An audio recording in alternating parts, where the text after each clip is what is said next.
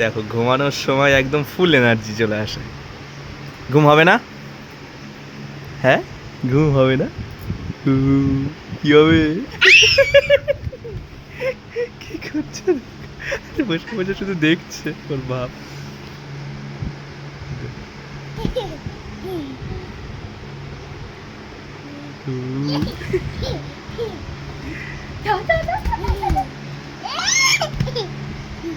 এই আজকে আর ঘুমাচ্ছে না তাড়াতাড়ি। কি রে?